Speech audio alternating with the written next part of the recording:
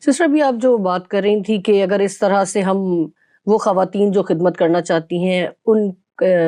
Criterias کو کور کرتی ہیں اور کچھ چیزوں کو چھوڑتی ہیں اور کچھ کو اپناتی ہیں، تمام مطلب اپنی طرز زندگی تبدیل کرتی ہیں، تو وہ عبادت کروا سکتی ہیں اور خدمت بھی کر سکتی ہیں. مگر بہت سارے چرچز میں، آپ تو خیر ان گنت چرچز میں گئی ہوں گی، مگر موسٹلی آپ کا تجربہ رہا ہوگا کہ عورتیں وہاں پر کم خدمت کرتی ہیں. زیادہ تر آپ کو میل حضرات خدمت کرتے ہوئے، اسپیشلی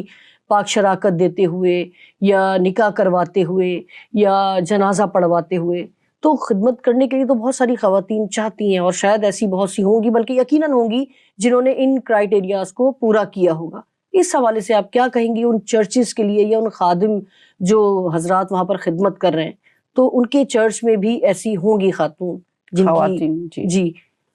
دیکھیں، یہ کلچرل چیزیں ہیں، ٹھیک ہے، اور انفارچونیٹلی چرچ نے بھی عورت کے ساتھ وہی رویہ رکھا ہے جو معاشرے نے رکھا ہوا ہے. ہمیشہ سے میل ڈومیننس رہی ہے، اور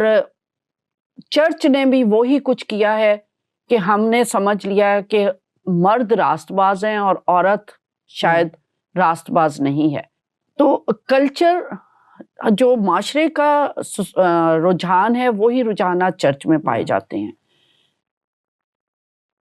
صرف یہی پاکستان میں نہیں، ایشیا میں نہیں، بلکہ دنیا میں بھی یہی کچھ ہے. تو ہوا کیا کہ جو شروع میں کنزرویٹو تھاٹ تھی وہ پریویل کر گئی، اور شاید اس وقت تحقیق اس لیول کی نہیں تھی، اور پھر چرچ نے ایک ایسے معاشرے میں، ایسی سوسائٹی میں اس وقت جنم لیا تھا جہاں پروسٹیٹیوشن بہت زیادہ تھی، اور عورت کو ہمیشہ کمتر کے طور پہ دیکھا جاتا تھا. تو وہ شروع میں تو ہم نے صرف ایک چرچ کا ایک اچھا امیج بنانے کے لیے تو ہم نے بہت سے شاید قدغن لگائے خواتین کے اوپر. کلام میں نہیں تھے، کلام میں نہیں تھے، کیونکہ اگر آپ اعمال کی کتاب دیکھ لیں،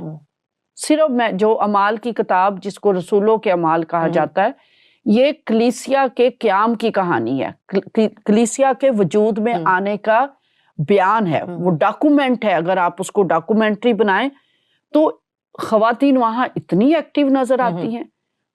وہاں دیکھ لیں. پھر اگر آپ جیزس کرائسٹ کی خود لائف دیکھ لیں تو وہاں پر ہمیں شاگرد خواتین نظر آتی ہیں جو نہ صرف یسوع کی فالورز تھی کہ ان کے ساتھ ساتھ ہر جگہ پہنچتی تھی، بلکہ وہ ان کی منسٹری کو فائنینشلی سپورٹ کرتی تھی.